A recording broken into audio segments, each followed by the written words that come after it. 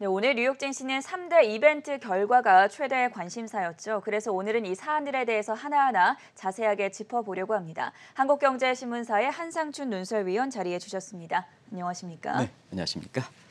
자, 오늘 많이 관심이 됐던 3대 이벤트 결과부터 정리해 주시죠. 네, 3대 이벤트 10일 날 미국 시간으로 예정돼 있는 것, 향후 증시와 관련해서 갈림길이 될 것이다 하는 말씀을 계속해서 반복드렸는데요. 전체로 보면은 이렇게 예상만큼은 좋지 않았다. 네. 그래서 미국 증시는 절대적으로 이렇게 약세장을 보이는 국면이다. 그리고 서학개미들이 많이 갖고 있는 대형 기술주들은 전형적으로 그렇다. 이렇게 요약해 볼 수가 있지 않냐 생각합니다. 네. 일단 그 장 초반에 가장 관심이 됐는 게 인플레 우려와 관련해서 2월 물가는 안정된다 그랬죠. 우리가 이 방송을 통해서도 작년에 코로나 사태가 3월부터 영향을 미쳤기 때문에 2월 물가는 안정된다. 이렇게 해서 페드의 그 인플레 목표치인 근원 PCE 물가는 당초에 1.4% 정도 전년 동월비 이렇게 해서 1.3% 정도 나왔으니까 안정이 됐는데요. 문제는 인플레 안정 심리는 전혀 이렇게 안정되지 못하는 분위기입니다. 3월 이후서부터는 작년 그 전년 동월비 대비해서 작년에 기저효과 때문에 지금 벌써부터 한 4%대가 이렇게 나오는 사이거든요. 네. 그래서 인플레가 2월 물가는 안정됐지만 우리가 말씀드린 대로 3월 이후에 이렇게 물가가 상당히 높게 나올 거로 이렇게 보기 때문에 중국이 어제 중국에서 제조업에 주력 그 이렇게 산업인 제조업에 관련해서 선행 지표성을 갖고 있는 생산자 물가 상승률이 높게 나왔죠. 그렇죠. 그래서 미국과 그다음에 중국과 양대 국가의 인플레 문제 이런 문제가 지금 한국 증시의 샌드위치 국면에서 어제 주가를 떨어뜨렸던 요인이다 하는 걸 말씀을 드리고요. 두 번째 이벤트가 10년물이죠. 380억 달러. 사실 선행격인 전날에 단기물 응찰이 좋았기 때문에 순조롭지 않겠느냐 하는데 2월 악몽은 반복되진 않겠죠. 시장이라는 게 극단적인 상황에 2월의 악몽, 응찰이 부족해서 국채금리가 팍 뛰어오르는 이런 거에 대해서는 이미 정책 당국자가 짓눌리기 위해서 노력했으니까 그거보다는 순조롭겠죠.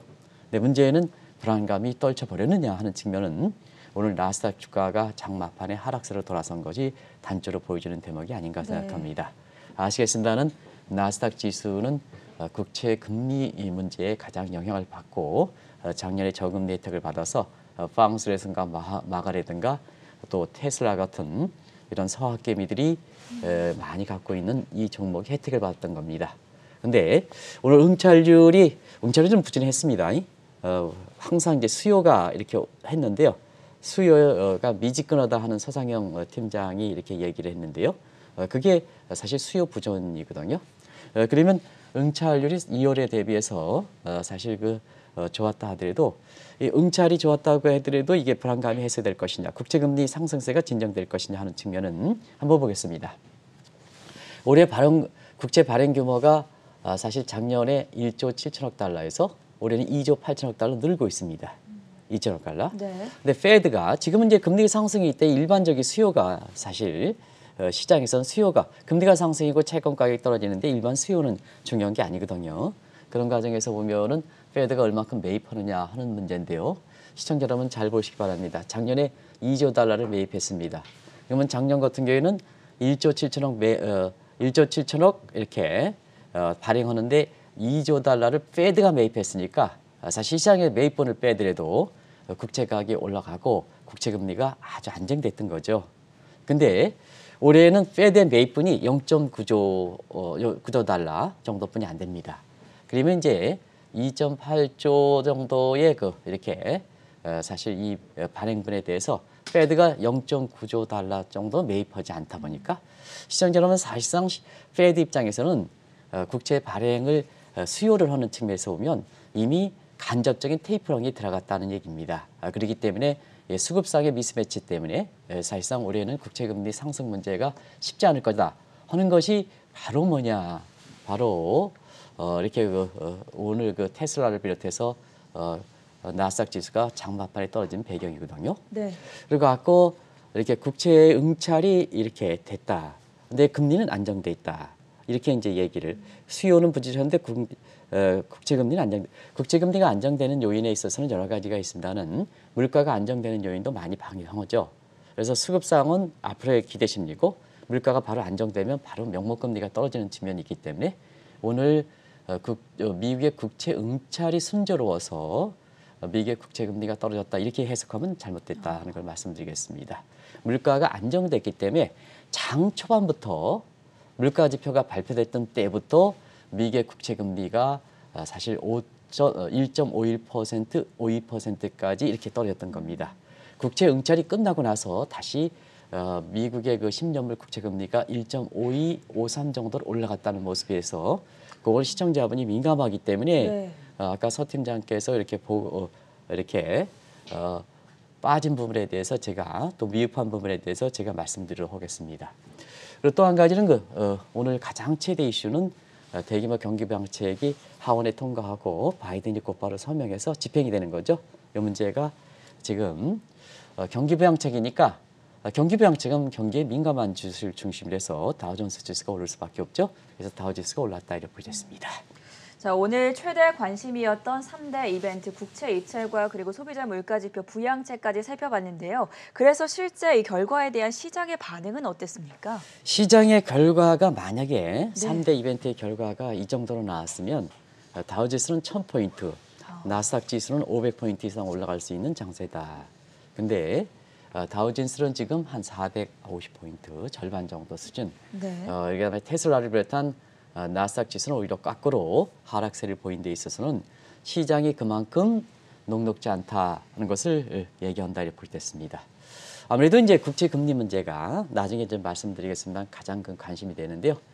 테슬라를 비롯해서 나스닥 지수 이렇게 보면 어제 그 나스닥 지수 많이 올랐죠. 그랬죠. 그러다 보니까 이제 어제의 이렇게 언론지상의 전문가들의 얘기를 이렇게 보면 사실 테슬라가 그동안 많이 850달러에서 550달러 하다 보니까 이렇게 본격적으로 테슬라가 사실 그 기술치가 올라가지 않느냐 하는 봐라 이렇게 되는데 사실 어제 이 방송을 통해서는 나스닥 지수가 많이 올라가지만 이게 데드캣 파운드냐 하는 얘기에서 문제를 말씀드렸습니다. 네. 근데 오늘은 사실 이게 3대 이벤트의 결과를 보면 대형 호재인데도 불구하고 나스닥 지수, 테슬라 지수가 주가가 이렇게 떨어짐에 따라서 지금 데드캣 파운드 논쟁이 굉장히 심해지고 있다 하는 것을 특히 서학개미 분들한테 구조가 변하고 있다 하는 걸 꼭 좀 말씀드리도록 하겠습니다.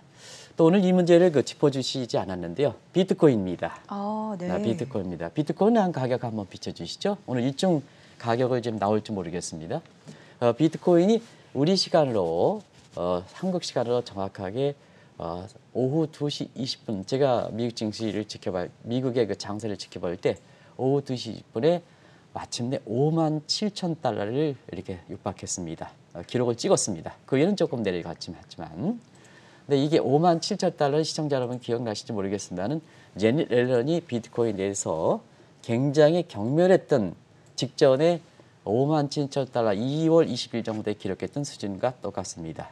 그러다 보니까 지금 앨런의 발언 이후에 한때 비트코인이 45,000달러까지 가다가 여러 시각이 나왔습니다. 다시 57,000대 사상 최고치를 거의 찍을 이런 시간이 됨에 따라서 오늘 월가에서 보면 앨런이 또다시 수모를 겪었다. 누구에 의해서? 자, 비트코인에서 경매했던 또 하나의 사람이 루비니 교수 아시죠? 루비니 교수가 2월 15일 날 비트코인 가격이 폭락할 것이다 하는 시각에서 루비니에 의해서 또다시 앨런의 수모를 겪었다 해서 제2의 루비니 수모가 지금 앨런에 이렇게 얘기 나오고 있다 이렇게 볼 때 있습니다. 미국의 양대 수장이고 경제 컨트롤 타워에 해당되는 이렇게 제닛 앨런이 비트코인에 대해서 시청자분들 기억나실지 모르겠지만 아주 투기적이다, 경멸한다 하지만 비트코인 가격이 지금 57,000달러대 마감에는 조금 떨어지긴 했습니다. 마감도 높은 지점 56,000한 얼마 될 겁니다. 그래서 지금 보면 왜 이렇게 되느냐 비트코인이 지금 인플레 문제가 불거지고 있는데요. 인플레 해치 수단으로 국제금값이 거꾸로 떨어지고 있습니다. 통화치 달러도 그렇게 이렇게 안전통화로서 이렇게 부각되지 못하고 있습니다. 그러다 보니까 인플레가 앞으로 불거진다면 역시 인플레 해치 수단으로 비트코인뿐이 되는 게 없는 게 아니냐 하는 측면에서 제넷 앨런의 아주 격렬한 비트 감각이 사상 최고치까지 육박하는 이런 모습을 보인 것도 오늘 증시의 다른 시장 측면에서 같이 조명해 봐야 된다는 걸 말씀드리겠습니다. 오늘 비트코인 가격 나오죠? 나중에 이제 좀 떨어지긴 했습니다. 그래도 55,000달러고 우리 시간으로 2시 20분에 57,000달러를 찍었습니다. 네. 그걸 좀 시청자 여러분한테 지금은 증시뿐만 아니라 다른 시장간이 같이 이렇게 보셔야 종합적으로 읽을 수 있다는 걸 말씀드리겠습니다. 어제도 저희가 비트코인 시가총액이 두 번째로 이제 1조 달러를 돌파했다라는 소식을 전해드렸었고 방금도 57,000달러대 사상 최고치 근접했다는 소식을 확인해 봤는데요. 지난달 이 시간을 통해서 최근 문제가 되고 있는 이 인플레이션 문제와 그리고 국채금리 상승의 부담을 안고 주가가 추가적으로 올라가기 위해서는 트리플 위가 필요하다 이런 말씀을 해주셨는데 이 부분도 다시 한번 설명해 주시죠. 오늘 모처럼 우리가 이제 인플레 부담이라든가 국채금리 부담을 이렇게 뚫고 미국의 주증시가 올라가려면 트리플 RE 이게 이제 펀더멘탈 측면에서 사실 그 기업들의 실적이라든가 그 다음에 경기적 측면에서 강한 그 성장세 이런 것이 확인이 돼야 사실 주가가 올라갈 수 있다 하는 것을 말씀드릴 적이 있는데요. 오늘 월가에서 트리플 RE에 대한 기대가 모처럼 살아났습니다. 아시겠습니다는 오늘 2월 물가가 좀 안정됐고 그 다음에 사실 1조 9천억 달러의 경기 부양책이다 보니까 요 트리플 RE에 대한 기대감이 나와서 네. 경기에 민감주인 이렇게 다우존스 지수가 강하게 올랐다 이렇게 보이됐습니다. 그러면 이제 트리플 RE는 뭐냐? 리플레이션 문제입니다. 오늘 그 2월 물가가 안정된 상태에서 경기 부양책 하다 보니까 너무 뜨겁지도 않고 차갑지도 않은 이런 국면이 되겠죠.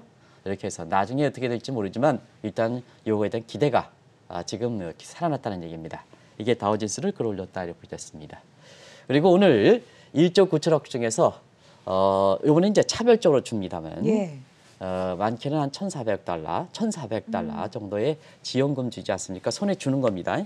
손에 주는 자 소위 그 리벤징 스펜딩 해서 소위 보복 소익의 촉매제, 마중물 역할을 하는지 않느냐 네. 하는 측면에서 지금 상태에선 보복 소유의 기폭제가 되지 않느냐 하는 측면에서의 또 다른 RE에 해당되는 사실 리벤지 스펜딩에 대한 기대가 나왔다 이렇게 보겠습니다. 이게 통과가 됐으니까. 그래서 아시겠습니다는 이 대목은 누차에 말씀드렸습니다는 미국의 총수의 항목도에서 72% 기여하는 것이 민간 소비입니다. 대체로 70% 이상인데요. 지금 코로나 사태를 겪으면서 이게 좀 총수 항목별 기여도가 조금 더 높아졌습니다. 72%인데요. 사실 리벤징 스펜딩 돼서 민간 소비만 살아나면 경기가 좀 살아나겠죠. 그러면 다우존스 지수 올라가 이렇게 되겠죠. 그다음에 리스토킹 붐인데 이거는 좀 사실 아직 확인이 되지 않고 있는데요. 거기 덧붙여서 이건 확인되지 않고 있습니다. 덧붙여서 사실상 RE에 대한 트리플 RE에 대한 기대가 나와서 오늘 다우존스 지수가 오르고 그다음에 사실 나스닥 지수는 떨어지는 이런 모습을 보였다 하는 걸 말씀드리겠습니다.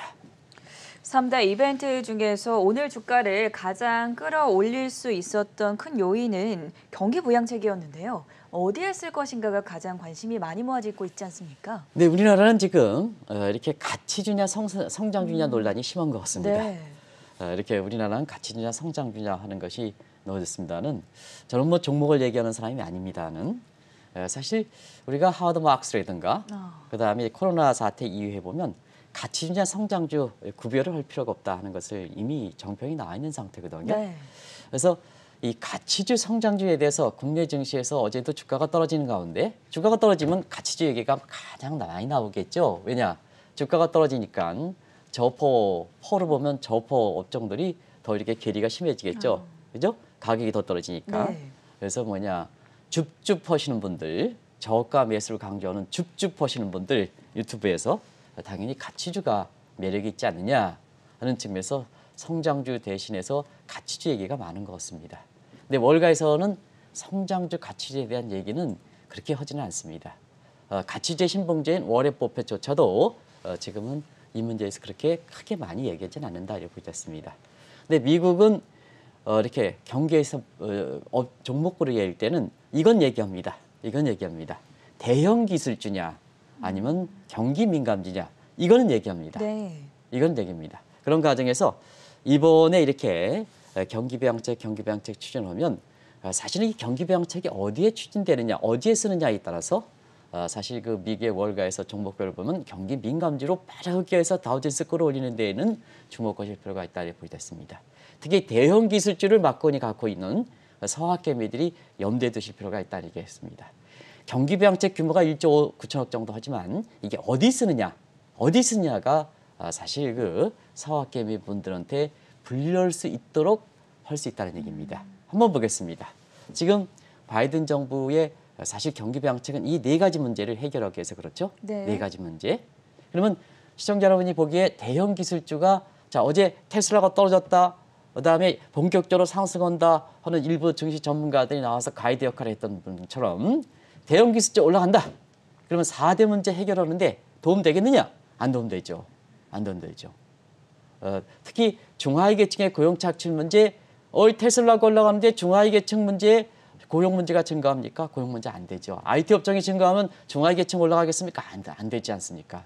그리고 KJ한국 거쳐 이거 머스크라든가 아마존인가 이런 사람들이 이렇게 올라가면 양극화 저는 더 심해지지 않습니까? 소득 양극화, 계층별 양극화 더 심해지지 않습니까? 근데 이런 상태에서 대형 기술주 지금 거품이 어디가 많이 발생했습니까? 저금리 혜택에 따라서 사실 그 빵스라든가 마가업종 같은 이게 거품 논란이지 않습니까? 네. 근데 지금 거품이 더 올라가 대형 기술주 올라가 거품 심해. 그러면 금융 완화책 추진할 수가 없죠. 경기부양책 추진할 수가 없죠. 이렇게 되는 거거든요. 그래서 이번에 경기부양책은 대체로 보면 이 4대 문제를 해결한다. 그런 상황에서 어제도 이제 말씀드렸습니다는 오바마 정부 때 부총리 역할을 했던 분이 사실 그 바이든입니다. 그리고 2014년에 페드의 수장으로 임명되신 분이 제닛 옐런, 지금의 컨트롤 타워 문제입니다. 이때 경기 대책을 다시 한번 말씀드리겠습니다. 모든 경기 대책 일자리 창출 대책입니다. 그러면 고용 창출 계수가 높은 게 제조업입니다. 그래서 제조업의 리프레시 정책 이렇게 되죠. 그러다 보니까 제조업과 관련된 문제가 아시겠습니다는 이것이 포스트 코로나에서 뭐 여행주다 항공주라든가 이런 쪽이 대부분 다 이렇게 다우존스에 민감한 업종들 아니겠습니까? 그래서 다우존스 지수를 끌어올리는 배경이다 이렇게 보게 됐습니다. 그래서 미국의 경기부양책 추진하면 테슬라를 비롯한 대형 기술주가 올라갈 것이다. 어제 주가가 이렇게 나스닥 지수가 올라갔으니까 이런 쪽에서 어제 이렇게 얘기했습니다는 오늘 나스닥 지수가 떨어졌습니다. 어떻게 해석해야 됩니까? 하는 측면에서는 이렇게 미국에 대해서 좀 저도 포함해서 아주 거기에 경륜이 많고 지식이 많고 오래된 이런 사람들이 정통한 사람이 분석을 좀 해줘야 된다 이렇게 보겠습니다. 그래서 한국은 주가가 떨어짐에 따라서 사실 그 밸류 대비해서 프라이스가 낮으니까 가치주가 유망합니다. 작년에는 성장주보다 가치주가 유망합니다 이렇게 했는데 미국은 그렇지 않다. 지금 이런 거 맞물려서 대형 기술주에서 경기 민감주로 빠르게 이동하는 이런 모습을 보이는 것이 국내 증시 입장에서도 상당히 주목하실 필요가 있는 것이 아닌가 생각합니다. 오늘 미국 하원에서 경기부양책이 통과됨에 따라서 이제 공은 다음 주로 예정되어 있는 연준의 FOMC 회의로 넘어갔다라는 평가가 나오는데요. 고용 문제에 관해서 양대 수장 간의 입장 차이가 꽤 크지 않습니까? 네, 이제 경기부양책 통과했죠. 네. 경기부양책은 제닛 옐런이 수장 그 역할이죠. 근데 이제 경기부양책 1조 9천억 하면 결국 국채금리 상승 문제라든가 이런 문제에 대한 불안감이 계속해서 그렇죠. 남아있죠. 그러면 이제 지금 상태에서 자 국채금리 상승하는 문제를 좀 완화시키려면 이렇게 다음 주 16일, 17일에 있는 페드의 공이 넘어간 거죠. 네. 이런 점을 좀 잘 보실 필요가 있습니다. 그래서 월가에 꼭 좀 이런 거 중요한 사항이 있을 때는 방송에 해설하는 사람들 입장에서는 그쪽에 사람이랑 좀 접촉해서 진짜 분위기가 지금 오늘 경기부양책 나왔는데 자 바로 이런 문제를 이렇게 공이 넘어가는 점을 좀 염두에 둬서 좀 이렇게 하실 필요가 있다 이렇게 보겠습니다. 이제 경기부양책 끝났습니다. 근데 금리 상승 문제가 우리가 잠재우지 않습니다. 그 어떻게 올 것이냐 단기적으로 그 해소할 수 있는 문제에 있어서는 자 파월 의장과 제닛 옐런이 꿍짝이 맞아서 이렇게 16일, 17일 날 페드 회의에서 이것을 좀 잡아줄 것이냐 하는 측면인데요. 사실은 지금 월가에서 또 다르게 오늘 나스닥 지수를 떨어뜨렸던 요인 중에 하나가 뭐냐 하면 파월과 그다음에 앨런 간의 갈등 문제입니다. 네. 아시겠습니까? 페드가 사실 양대 목표는 물가 안정의 고용 창출입니다. 근데 사실 그 트리플 J, 더블 J다 하는 표현만큼 꿍짝을 할 거로 기대했습니다는 지금 갈등을 빚는 상황이거든요. 한번 보겠습니다. 지금 물가 안정보다는 고용 창출이 중요하다. 그다음에 바이든 정부는 일자리 창출 정책을 중시한다는 것은 잘 아실 겁니다. 그런데 파월은 고용 창출 목표가 시청자 여러분 기억나실지 모르겠습니다. 2에서 3년 걸려도 안 된다. 이게 뭐 기억에 상당히 하실 겁니다. 그런데 앨런은 이틀 전에 일자리 붐이 있으면서 내년에 완전 고용이 달성한다. 내년에 완전 고용이 달성한다. 근데 한 수장은 통화정책 측면에서는 고용 창출 문제가 2에서 3년에도 안 된다. 근데 파월 의장은 뭐냐 일자리 붐이 있으면서 내년에 완전 고용이 달성한다. 이렇게 얘기를 했지 않습니까? 그러면 이제 미국의 실질적인 고용 시장을 한번 보겠습니다. 고용 지표 한번 보시죠. 작년에 2월 달에 미국의 그 고용 지표가 3.5%입니다. 코로나 이전이죠. 코로나 이전이죠. 바로 코로나 미치 충격 네. 이전에. 물가 안정도 요 문제에서 나온 겁니다. 그래서 2월 물가가 안정됐다고 얘기해서 그럼 뭐 당연히 기대했던 거죠. 근데 3월 이후가 어떻게 될 것이냐는 측면이죠. 4월이 고비였었죠. 4월이 14.8%까지 올라갔습니다. 이것이 이제 올해 2월에 6.2% 정도 이렇게 됐죠. 요 문제입니다. 근데 지금은 또 고용시장의 관건은 그다음에 파월 의장과 앨런 의장 간의 문제에 있어서는 뭐냐. 관건은 연구 실업자가 해소될 것이냐. 해소되면 제닛 앨런과 마찬가지로 사실 내년에 완전 고용이 실현되는 거고 연구 실업자가 이렇게 해결이 되지 않는다면 연구 실업자는 뭐 경기가 민감하지 않지 않습니까? 네. 영구적으로 이렇게 퇴출되니까. 그래서 2에서 3년 그 이후도 완전 고용이 달성하지 않는 거죠.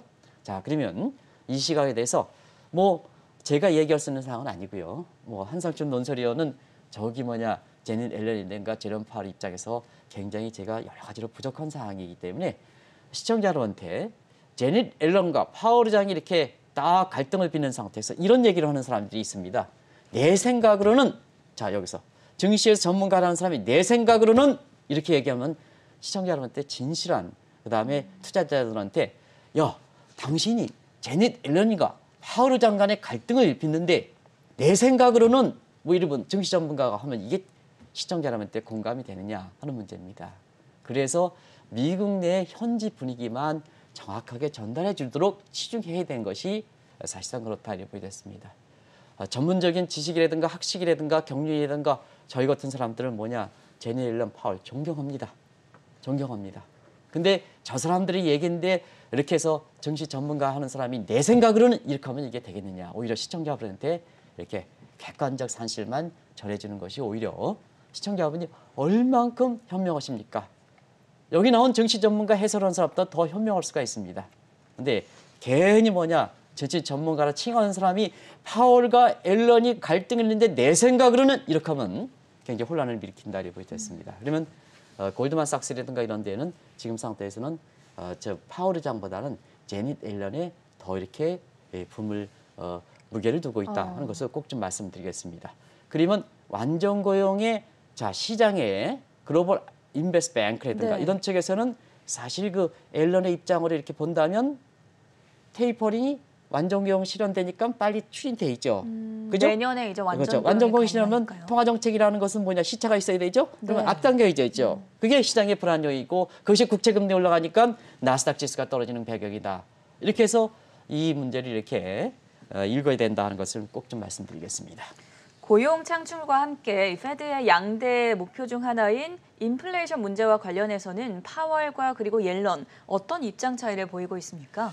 물가는 사실 파월의 주무 책무 그렇죠. 과제죠. 앨런은 물가는 경제 컨트롤 타워지만 사실 이 문제가 주무 부서는 아닙니다. 국채금리 관련해서 이런 문제고 네. 고용 창출 문제는 바이든 정부의 최우선 정책이니까 이걸 좀 감안해야 되거든요. 그래서 제닛 앨런은 물가에 대해서 그렇게 잘 얘기하지 않습니다. 그래서 파월 의장이 얘기하는 거 보면 지금 물가 어떻습니까? 금융 완화를 지속해야 되니까 최근의 인플레 우려는 일시적 현상이다. 우려할 바 아니다 그러죠. 근데 파월 의장은 제닛 앨런 의장은 주무 부서가 아닌 상태에서 언급을 자제하다 보니까 결과적으로 보면 이렇게 물가 문제에 대해서는 경우에 따라서는 이렇게 시장에 비칠 수가 있다 이렇게 보여졌습니다. 파월 의장과 그다음에 제닛 앨런 양대 수장은 인플레 문제에 대해서 그렇게 입장 차가 없는 게 아니냐 하는 이런 시각인데요. 그래서 미국의 학계라든가 시장을 한번 보겠습니다. 네. 정책 부서 입장에서는 이렇게 크게 인플레 문제에 대해서는 차이가 없다고 이렇게 보면 물론 제닛 옐런이 언급을 안 했기 때문에 그렇게 비춰집니다는 시장은 어떠냐? 미국 학계에는 이렇게 어제도 말씀드렸지만 이렇게 훌륭한 학자들입니다. 서머스, 캐러스 로커프 하버드 교수입니다. 이 서머스 교수도 하버드 총장을 했던 분이죠. 오바마 정부라든가 과거 빌 클린턴 재무장관을 하셨던 분입니다. 블랑셰로 IMF 스텝즈에서 최고의 권위자입니다. 퍼거슨, 닐 퍼거슨 이분도 굉장히 훌륭한 사람들입니다. 인플레 문제를 너무 양대 시장이 과시하고 경시하고 있다 이렇게 보거든요. 시장은 어떠냐? 시장은 인플레 기대심 높죠. 그다음에 지금 체감 물가 불안하죠. 이런 상태다 이렇게 보여졌습니다. 그래서 고용 문제는 제닛 옐런과 파월 의장 간의 갈등이고 그다음에 인플레 문제는 정책 수장과 학계와 네. 시장 간의 갈등이다 이렇게 보여졌습니다. 이것이 앞으로 어떻게 컨센서스를 형성할 것이냐 하는 측면이 향후에 미국 증시와 관련해서 주목될 사항이다 하는 걸 말씀드리겠습니다. 고용 창출과 그리고 또 인플레이션 문제에 관해서 어떤 입장 차이들이 나오는지를 정리를 해봤는데요. 다시 고용 문제로 돌아와서 이렇게 고용 창출 문제에 관해서 양대 수장이 입장 차이를 보이는 건 아무래도 통화 정책이나 증시 관련한 방향성에도 큰 영향을 미치지 않습니까?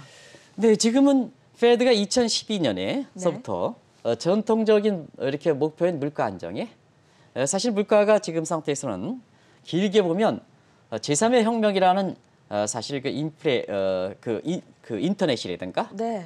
그다음에 벤처 이를 시작해서 지금은 제4 산업혁명 그다음에 제6 산업까지 이렇게 산업까지 거론되는 상태에서 보면 공급이죠. IT는 이렇게 자원의 희소성 법칙이 적용되지 않지 않습니까? 제조업처럼 자 공급이 깔면 깔수록 성장이 되니까 공급이 하면서 성장이 되니까 물가는 안정되겠죠. 그래서 저물가의 고성장 같은 이런 소위 종전에 보면 이렇게 제조업이 증시가 돼서 소학체가 몇축이 적용되는 그래서 성장이 된 물가가 올라가는 이런 국면과 달리 종전의 이론으로 설명할 수 없다 해서 이걸 1990년대 뉴 이코노미라고 그러지 않습니까? 그래서 일부에서는 골디락스다 이렇게 표현을 하는데요. 사실 물가는 그렇게 안정돼 있다 보니까 페드 입장에서는 이 물가가 안정되는데 페드의 저 사람들이 물가 안정된 목표를 달성했는데 그냥 앉아서도 달성하는데 계속해서 가야 되느냐. 한국은행 잘 좀 보시기 바랍니다. 여전히 물가 안정적이고 고용창출 문제에 대해서 더 치면 이거 지금 국민의 세금들이 얼마나 들어가는데 물가 안정은 당연히 되는 거 아니겠습니까? 그럼 노력을 안 해도 되는데 그러면 다른 쪽에 목표를 해야 되지 않습니까? 고용창출 문제 이게 2012년서부터 들어갔던 겁니다. 그래서 그 후에 통화정책은 물가가 안정됐으니까 고용창출 문제거든요. 자, 그런데 지금의 왜 증시 입장에서는 앨런과 파월 간의 갈등 문제가 고용창출가 중요하냐면 자 파월처럼 2에서 3년 후에도 이렇게 사실 그 고용창출 목표가 중시하는 최우선 목표 달성할 수 없다 하면 금융 완화 지속적으로 가는 거죠. 2013년까지 이렇게 나오는 거죠. 네. 그런데 자 앨런 시각대로 내년에 완전 고용한다 그러면 올해 하반기부터 테이퍼링 추진해 있죠. 그러면 테이퍼링 추진하면 인플레 문제, 국채금리 문제, 오늘 3대 이벤트가 안정됐다 하더라도 여전히 어떻게 되겠습니까? 나스닥 지수는 떨어지게 되는 거죠. 그렇게 이제 보면 되겠습니다. 그러다 보니까 사실 그 파월 의장이 이렇게 보면 우리가 파월 의장이 지난번에 상헌위원회랄까 아니면은 그 이후에 이렇게 월스트리트저널에서 웨비나 이렇게 보면 자 시장에서 인플레 문제, 국채금리 장기물 상승하는 문제 이런 문제에 대해서 좀 자 그 경기부양책 제닛 앨런이 1.9천억 하면 그거 좀 보완적인 측면에서 공짜 구부가 해서 5% 트위스 정책이 나와야 되지 않느냐 이렇게 하는데 여기에 대해서 전혀 언급을 하지 않거든요. 그러니까 엊그제까지 얘기했으니까 아마 16일 날 다음 주에 있는 페드에서는 이 문제가 그렇게 거론될 가능성이 적습니다. 적습니다. 이런 문제거든요. 그러다 보니까 오퍼레이션 트위스 문제가 이렇게 거론되지 않는다면 장기채금리 사실 지금 한 번에 샥 해가서 1.6%가 한 게 일시적 현상이지만 지금 1.5%대도 굉장히 높은 수준 아니겠습니까? 엊그제가가 1.2%입니다. 1.5%대 많은 사람이 1.6% 대비해서 1.5%까지 떨어질 점은 안정됐죠. 근데 1.5% 절대 수준이 굉장히 높은 수준입니다. 그런 것 같거든요. 그런 측면에서 사실 공은 이렇게 다음 주에 있는 16일, 17일 회의로 넘어가지만 네. 지금 가장 시장에서 반대는 오퍼레이션 트위스 정책이 나오느냐? 사실은 쉽지 않은 문제가 아니냐 하는 이런 쪽에 나오면서 오늘 주가가 떨어진 나스닥 지수가 떨어진 배경이다 하는 걸 말씀드리겠습니다. 사실 바이든 행정부 들어서면서 이 제니 옐런 재무부 장관과 그리고 제롬 파월 연준 의장 제의를 따서 더블 J 케미스트리 기대해보자 이런 말씀을 저희가 방송에서도 나눠본 적이 있었는데 의외로 입장차가 나면서 내년 2월 만기가 도래하는 파월 의장 교체되는 거 아닌가 이런 우려에 대해서 어떻게 보십니까? 우리나라 그 정책이 지금 뭐 그런 얘기를 합니다. 네. 시장에서는 뭐 이렇게 청와대 스텝이라든가 라인 계층보다는 여당 국회로 넘어갔다 이런 얘기를 좀 시장에서 많이 얘기하는데요. 네. 그게 시장에서 얘기하는 설이다 이렇게 보여졌습니다. 그래서 그런데요. 전 인권 때 이렇게 좀 오늘 심각한 얘기를 많이 했으니까 좀 이렇게 시청자분이랑 같이 긴장감을 풀기 위해서 네. 우리나라는 이 국회의원들이 법률가들이 많이 들어가 있지 않습니까? 그렇죠. 그죠? 네. 법률가들이 많이 들어간 문제에 대해서 전 앵커는 영특것이니까 이거에 대해서 사실 그 바람직하다고 생각하십니까? 바람직하다고 안 생각하십니까? 똑똑한 분들이긴 하지만 사실 전문가들이 모여야 하는 곳이 바로 국회가 그겁니다. 아니겠습니까? 사회가 다변화되지 않습니까? 그렇죠. 국회라는 것은 국민 전체적으로 또 한국 사람들은 이렇게 같은 문제에 대해서 의견이 상당히 엇갈리지 않습니까? 네. 그러면 다양한 사람이 돼서 직능별 대표적 성격을 갖고 있는 것이 물론 국민이 뽑아지지만 그 국민이 뽑아주는 상태에서 그게 보완하지 못하면 자 비례대표자만큼은 이렇게 직능적 성격을 같이 해서 국회가 국민을 대변한다 하는 입장이 사람을 대변하는 건 아니지 않습니까? 국민의 마음을 대변하는 거 아니겠습니까? 국회가 사람을 대변하면 안 되죠. 그건 정치 펄피리스트를 흔들리죠. 진과 같은 이런 꼴이 되는 거죠. 자 변창흠 장관 이런 사람들 왜 경기를 안 합니까? 그거는 사람을 중시하기 때문에 그러는 거죠. 국민을 예산되면 지금 전 국민이 우라통을 터지는데 국민을 대변하는 국회의원이라면 사실 뭐냐 이런 문제에 대해서 감안해서 이런 문제를 좀 얘기해야 되지 않습니까? 그런 게 그런 문제입니다. 그래서 내가 이 문제를 좀 왜 얘기하냐면 파월은 법률가입니까? 안 법률가입니까? 법률가죠. 그래서 이때 법률가는 갈등이 좀 많은 것 같습니다. 네. 그래서 파월 의장이 이렇게 딱 해서 2018년 2월 달에 그도 트럼프가 딱 임명했는데요. 트럼프 내내 본인이 임명한 이렇게 트럼프와 파월 간의 많이 갈등이 싸웠죠. 굉장히 심했죠. 네. 많이 싸웠죠. 그래서 아마 그 과정은 좀 잘 아실 겁니다. 근데 바이든 정부 들어서 이렇게 사실 갈등을 좀 봉합할 거로 이렇게 보이는데요. 바이든 정부 들어서는 우리가 트리플 J, 더블 J 이렇게 표현하고 있습니다는 지금 뭐냐 출범한 지 100일이 안 지났습니다. 가장 중요한 고용 문제에 대해서 한 사람은 2에서 3년 후에나 또 안 된다고 한다. 근데 한 사람은 내년에 완전공 달성한다. 이렇게 갈등이 보다 보니까 자 거기에 전문가들이 맡겨놓은 사람이 바이든 대통령입니다. 그죠? 바이든 대통령이 이렇게 파월 의장이 내년 2월 달에 임기가 되지 않습니까? 대통령 연임하는데요. 신경을 어렵게 되겠습니까? 벌써부터 이렇게 파월 의장과 그다음에 제니 앨런 간의 갈등이 심하다 보니까 바이든 대통령 입장에서는 지금 온화한 그 표정을 이렇게 짓고 있으신다는 양대 수장 간에 이렇게 갈등을 빚는다면 조율이겠죠. 이게 최고 통수권제 코디네이션입니다.